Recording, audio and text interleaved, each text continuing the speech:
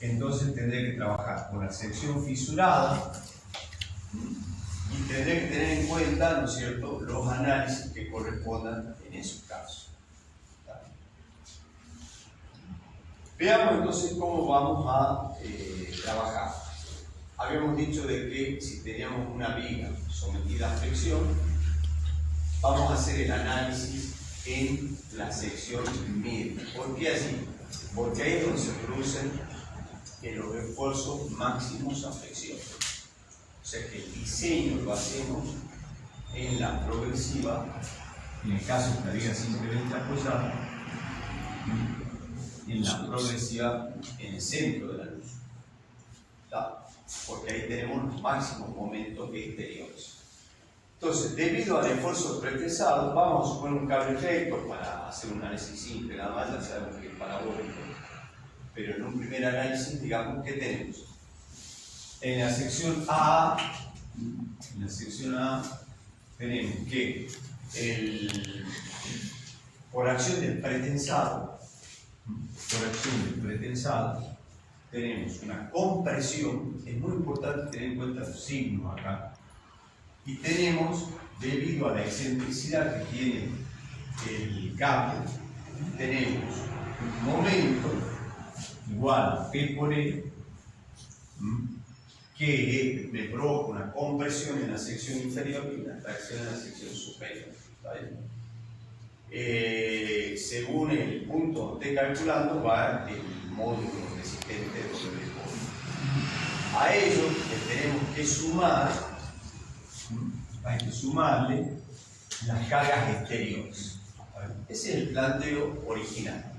Habíamos dicho de que justamente si nos retirábamos al pretensado, la idea era compensar que esto no me dé tracción nunca y que no me dé compresión estatal. Ahora vamos a ver cómo se entiende este tema con el asunto de las etapas. Vamos a dimensionar considerando las dos primeras etapas. La carga en vacío, es decir, cuando actúa una carga la carga de pretensado más el momento del pretensado, más la carga permanente del puente. La carga permanente se suele dividir en dos cargas, digamos. El peso propio en sí de la viga, le llamamos M0, y MD, porque hablamos del porcentaje, porque puede ocurrir que cuando yo voy a pesar esa viga, no esté totalmente construido el puente. Entonces falte construir la capa de rodamiento, o falte hacer baranda, una serie de pesos, ¿sabes?, que son cargas permanentes, pero que generalmente se terminan de concluir una vez que se ha pesado. Entonces vamos a considerar como carga permanente actuante al peso propio de la viga en sí, más un porcentaje de las cargas que estén actuando en ese momento permanente. Luego tenemos estado de servicio pleno, que van a ser la carga de compresión del pretensado, más la carga permanente total ya, M0 más MD, más la carga de servicio pleno, que sería, por ejemplo, ustedes tendrán que hacer el análisis, un camión, dos camiones, cuál es el caso más desfavorable para una determinada viga. ¿Vale? Es la carga de servicio. Realmente puede ser el camión de servicio, con su factor de impacto, más el carril de diseño que lo vimos después, ¿de acuerdo? Entonces, con esos dos estados de servicio vamos a trabajar. Entonces, ahora vamos a proponer los dos estados, las ecuaciones que surgen de los dos estados, y vamos a proponer una convención, porque para poder trabajar de la manera práctica hay que definir una convención. Si nosotros tenemos el primer estado, la carga en vacío, yo tengo todo el pretensado actualmente en una alta compresión acá. Y cuando se produce esa transferencia, esa carga en vacío, generalmente tengo una carga pequeña de carga permanente. Porque es pequeño, está apenas construida esa viga y eventualmente una parte de la viga. Entonces, al tener una gran compresión inferior que se contrarresta con una tracción relativamente pequeña, me va a dar un diagrama de este tipo, donde tengo una compresión resultante importante en la parte inferior y una eventual, fíjense que esta tracción de haber descentrado el momento se va a compensar con la compresión misma del pretensado constante y se va a compensar con los momentos negativos de la carga permanente interactual. Entonces, eventualmente el diagrama va a dar esto o puede aparecer una pequeña tracción en la parte inferior. ¿Está? Entonces, la otra situación, cuando tengamos servicio pleno, ¿qué va a ocurrir? No sé por qué no se ve bien ahí.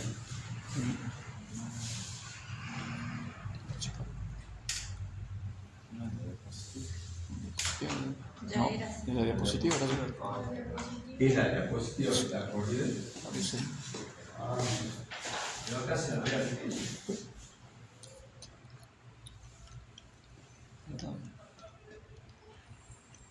A ver,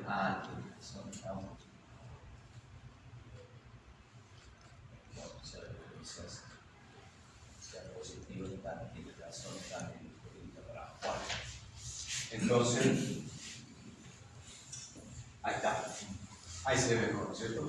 Bueno, en el otro caso, cuando tengamos el servicio pleno, yo tengo un gran momento de tracción abajo, porque está toda la carga pasando, está pasando un camión o dos camiones a la vez. Entonces eso produce una gran flexión inferior, una gran tracción inferior y esfuerzos de compresión superior también importantes. Entonces, este con este lo superan completamente a este y abajo sí la tracción, la idea es toda la tracción que está actuando debido a la carga de servicio pleno sea compensado en la medida de lo posible. Pueden aparecer pequeñas tensiones de tracción acá. Está permitido, que hemos visto los tipos de hormigones, ¿cierto? Hasta cierto límite le permitimos que haya una cierta tracción. Bueno, de manera que hay que definir, ya tenemos definidas las tensiones requeridas. Estas serían las tensiones requeridas.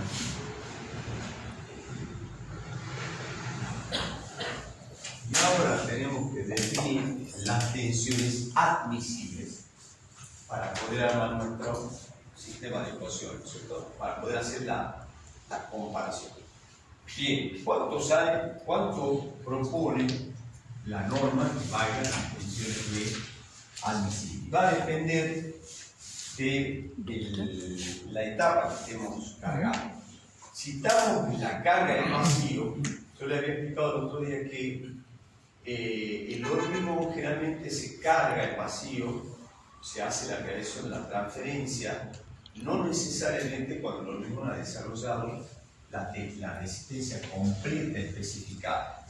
Por ejemplo, ¿no es cierto? Si yo tengo un hormigón, un H40, normalmente no se espera todo el tiempo de curado, todo el tiempo en que adquiere esa máxima resistencia. Se hace un pesado antes, por motivo económico y porque hay que entregar la obra. Entonces, por ejemplo, ya a una tensión de 30 megapascales para un H40, se puede perfectamente cargar esa pieza de hormigón, darle la tensión al C. Entonces, a esa tensión, al momento de pesado, le vamos a llamar resistencia del hormigón, el momento de pesado identificado con un subíndice I, porque está en el momento de pesado. Generalmente es menor que el valor real.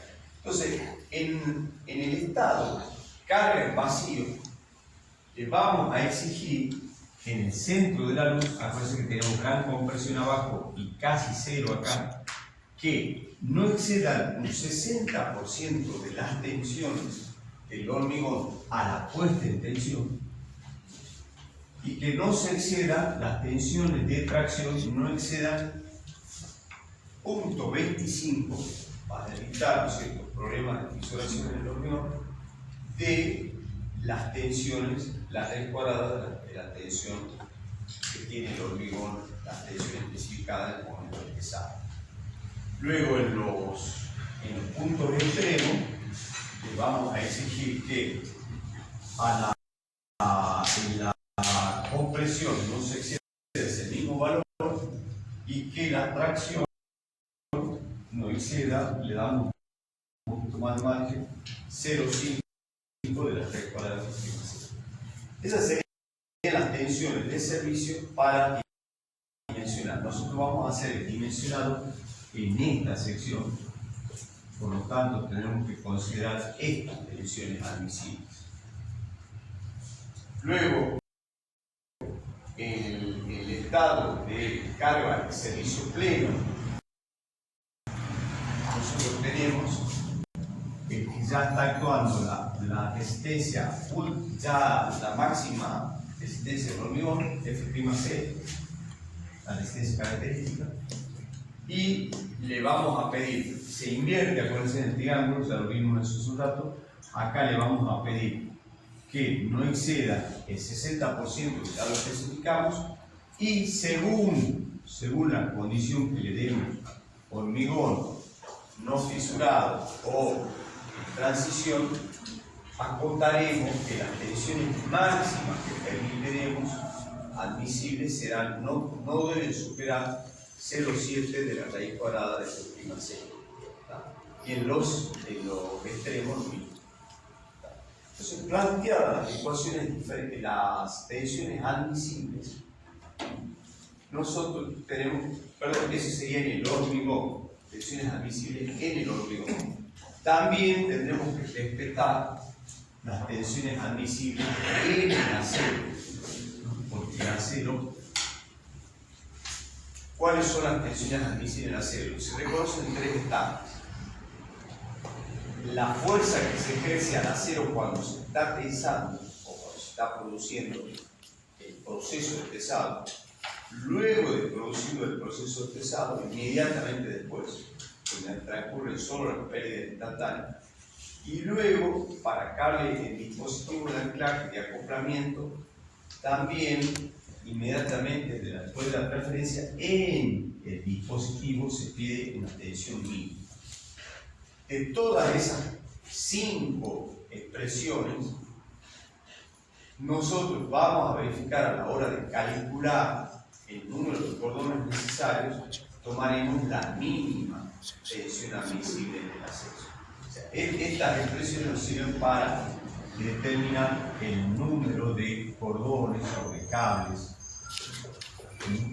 Tomaremos la mínima tensión, ¿no es cierto?, tensión admisible en el acero. La mínima de estas que están planteadas en la tabla. Generalmente, vamos a ver un ejemplo, la mínima generalmente da 0,94 FPI o depende. Planteemos las ecuaciones ahora para poder dimensionar la pieza de hormigón pesado. Habíamos dicho que teníamos las 2 etapas, a la puesta en tensión y la etapa de servicio pleno. Veámosla a la puesta en tensión. También se denomina estado 2. Esto viene de alguna de la bibliografía. Yo les comento un poco y está perdido. Ya está provocando. Está tirada. También le habían dicho de que se denomina estado 2, todo esto es un punto de bibliografía, el punto que se llama estado 2, que ha quedado ya eso en materia, se llama el estado 2 a la puesta en servicio, a la puesta en vacío. Yo voy a continuar con esa tradición. ¿Cómo va a ser acá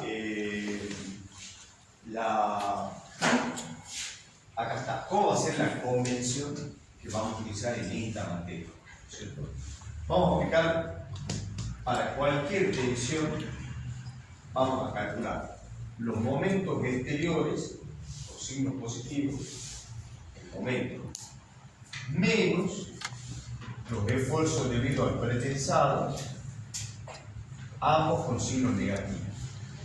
Pero, para que haya equivalencia entre las tensiones que corresponden con sus signos que corresponden, vamos a poner como convención que para el cálculo de los módulos, toda altura que tomemos del eje neutro para abajo va a ser positiva.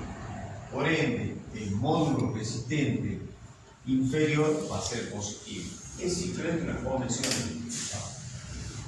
Por ahí el auxiliar, justo se fue a uno, él tomaba otra convención de otro libro y resolvía, y yo no estoy en contra, estoy en otra convención. Lo que sí estoy en contra es que mezclen las convenciones, porque ahí se da el bronco.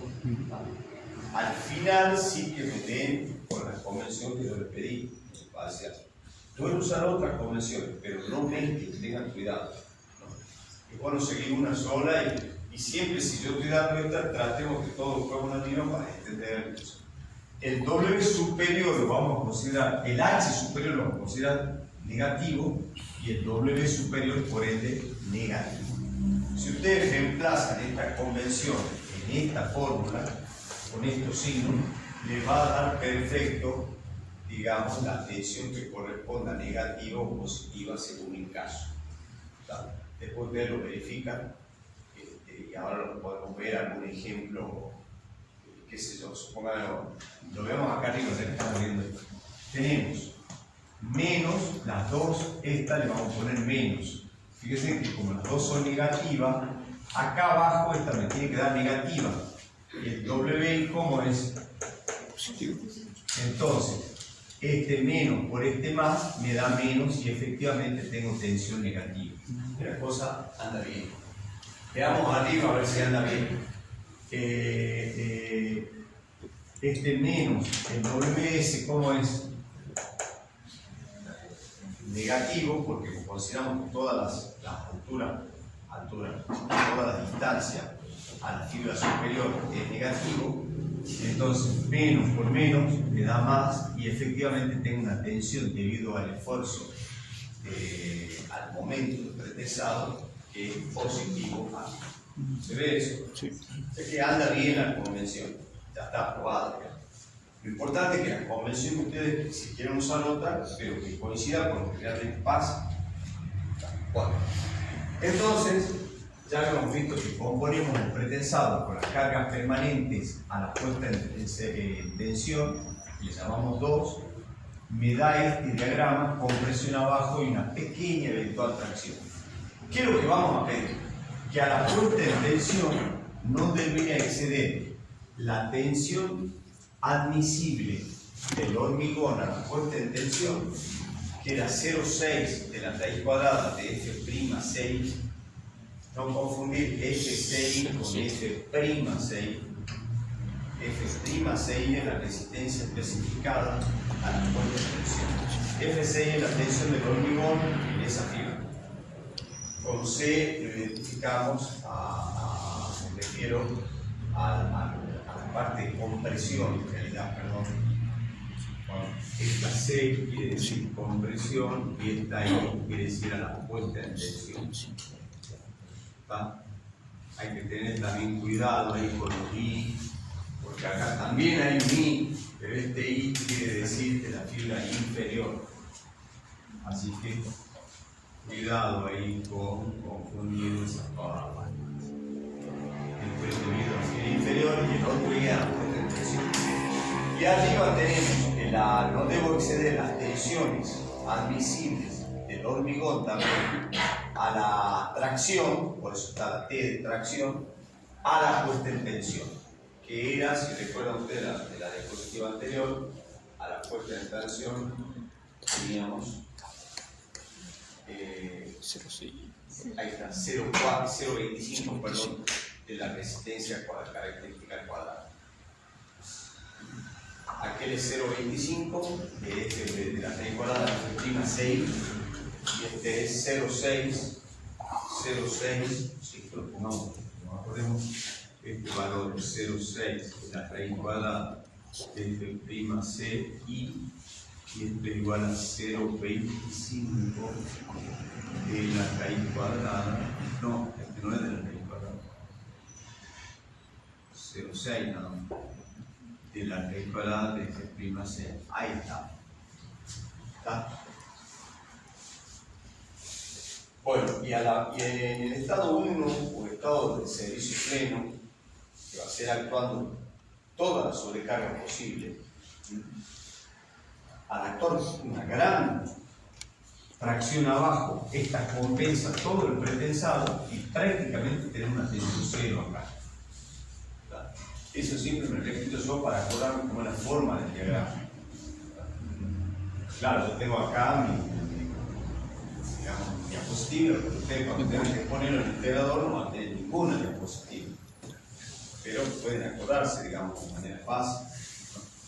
Bueno, que esta tensión, que le vamos a llamar ecuación 1S, en el estado 1 superior, en el estado 1 en la fibra inferior, no deben exceder las tensiones en servicio de compresión. Esta va a ser 0,6 de la resistencia característica. Ahora sí, ya del hormigón, que es a largo plazo, no pasa nada. Y esta depende si es no fisurada, hemos dicho que 0,7 de la raíz cuadrada de f'C.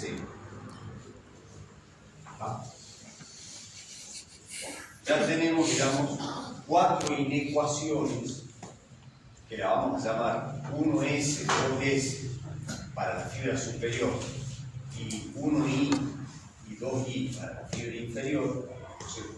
De manera que si eso lo llevamos a un sistema de ejes donde ponemos en ordenada P por E y en abscisa le llamamos P, nosotros lo que tenemos son 4 inecuaciones que van a tener esta forma. 2 rectas paralelas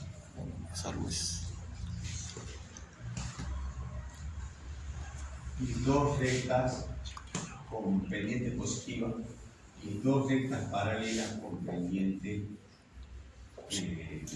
negativa, ¿no?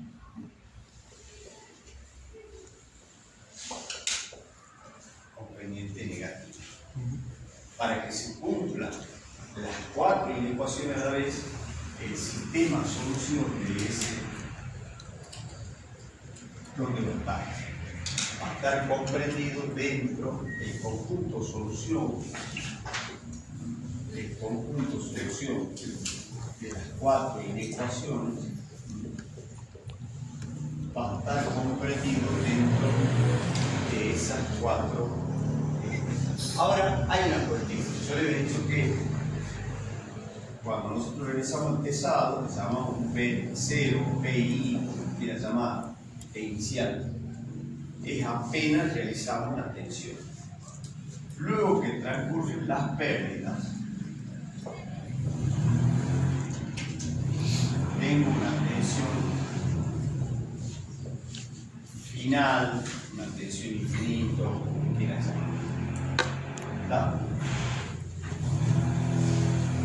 Vamos a llamar a R un factor de eficiencia, que es la relación entre... también, en realidad, la mayor bibliografía se llama también tensión efectiva.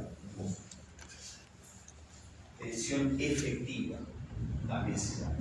A la relación entre la carga efectiva o tensión efectiva y la carga inicial.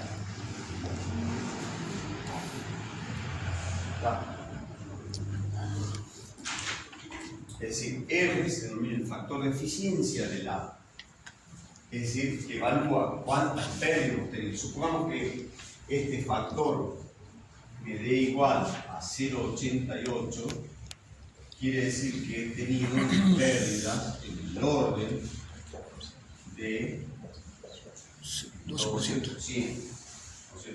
Porque nuestro factor de eficiencia está dando que la tensión efectiva llega al 88% de la tensión inicial. Eso es lo que está diciendo el factor de eficiencia. ¿Cómo encaja acá en esta curva, digamos, el factor de eficiencia? ¿Y cómo encaja el hecho de que mi sección, acá tengo mi eje neutro, mi cable viene y pasa por acá mi vaina? Supongo que sea una sola vaina. Entonces, yo sé que necesito un recubrimiento mínimo y la vaina tiene un cierto diámetro de la vaina. Entonces, en la sección media que hemos dicho, A y la progresiva es igual a L sobre 2, yo voy a tener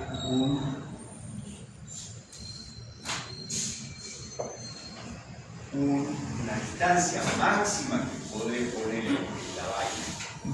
¿Por qué? Porque hay que guardar un recubrimiento mínimo. Si no guardo ese recubrimiento, no va a poder funcionar esa viga. ¿Está bien?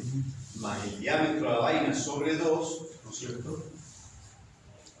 Me da a mí una cota para el punto máximo que poder poner. ¿Y qué sería? ¿Cómo puedo graficar yo en este diagrama la cota esa del I máximo?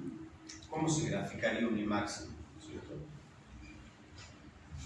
Si en este gráfico yo hago la tangente de un cierto ángulo que tengo en una recta cualquiera, va a ser igual.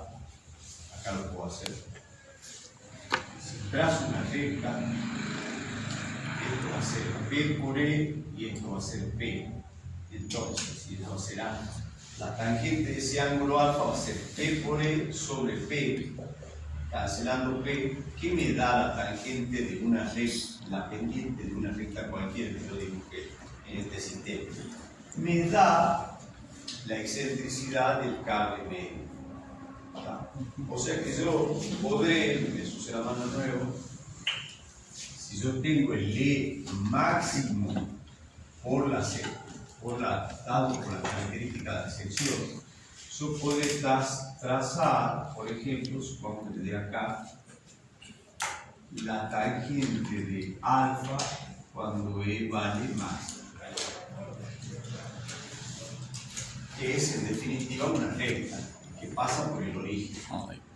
De manera que ahora mi conjunto solución, debido a las características geométricas, se ha reducido a este trapecio.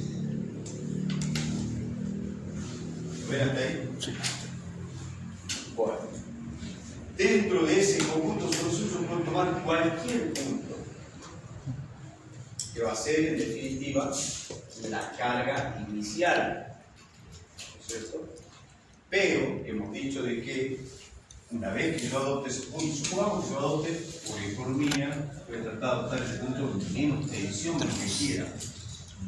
Supongamos que elijamos como carga inicial este punto, que menos requiera gastar tensión, digamos, por tensión en el verde. Si a eso tenemos una eficiencia del 88%, la pérdida final, la pérdida efectiva, ¿a dónde va a dar? Claramente, me muevo siempre por la pendiente que la vaina que he adoptado y estoy dentro de mi conjunto de solución. Parece que no. No, ahí no me acuerdo. Entonces, yo tengo que elegir P0 de manera de estar dentro del conjunto de solución. ¿Está? Bueno, hay varios criterios, ¿cierto? Podría decir, bueno, ¿qué pasa? En algunos parciales, ¿se acuerdan? Tomamos, ¿qué pasa si yo le pongo que a la puesta en tensión en la fibra, en la fibra inferior y en la fibra superior, que es esta, al estado 2, o sea que sería la carga en vacío, se produzcan las máximas tensiones? Bueno, estaría hablando de este punto. ¿Está bien? Sí. si yo quiero pedir que diseñen la viga de manera que en el estado de servicio pleno se logre máxima tensión tanto en la fibra superior como inferior, bueno, estaré hablando de este punto. ¿Está? En general podría elegir cualquier punto siempre y cuando, una vez que yo le reste las pérdidas, esté dentro de mi esquema solución. Supongamos que elegimos como propuesta este punto, P0, y le resto las pérdidas, o sea, lo multiplico por 0,88, moviéndome por este punto, y tiene que darme la P efectiva igual a R por P0, acá necesito acá un puesto, P efectivo R por P0, me tiene que dar dentro del diagrama solución. Esa va a ser mi manera de proyectar. Igual, o sea, depende del criterio que usted aplique. Si cualquier punto que yo elija, siempre y cuando luego de las pérdidas esté dentro del conjunto de solución, está bien, está perfecto. ¿Está? Pero vos lamentablemente no conocés las pérdidas a priori. Las 4 inecuaciones dependen de las pérdidas, ustedes no las conocen. En la cual carga el vacío tenemos pérdida instantánea nada más. Pero en la carga de servicio pleno han ocurrido una serie de pérdidas que pueden haber ocurrido todas las pérdidas, por ejemplo, a largo plazo. Entonces, como no manejamos, hacemos una estimación y calculamos un P0, diseñamos un P0 con esa estimación. Luego, teniendo la carga que yo voy a aplicar al pesado, recién puedo calcular pérdidas. Porque acuérdense que todas las pérdidas dependen del nivel de pesado que se haga. Por ejemplo, la pérdida de fricción. La pérdida de fricción va a depender de la fuerza inicial que yo aplico. No voy a saber cuánto es la pérdida que ocurrió a X si no sé la pérdida inicial, la tensión inicial. ¿Está? Entonces, en todos los casos necesito saber la tensión inicial. De esa manera yo, bueno, acá la siguiente diapositiva se muestra, elijo, ¿no es cierto?, el P inicial, de manera que el P efectivo, con un cierto E máximo que yo tenga, me esté dentro de lo que acabo de explicar. Hay bibliografías que recomiendan calcular, tener en cuenta, en base a las 4 inecuaciones, ciertos módulos mínimos, ¿no? Y siempre da un método, porque a veces los parciales decían, adopten ustedes un módulo, y como no sabemos qué adoptar, estaba bueno la ecuación que yo les ponía. Por ahí lo que no les daba muy bien es de dónde salía, y había unas ecuaciones ahí en los videos que están puestos aún en la cátedra del ingeniero Barrantes, que al final daba un montón de vueltas y no se entendía bien. Acá está muy simple y realmente no es tan complicada la cosa.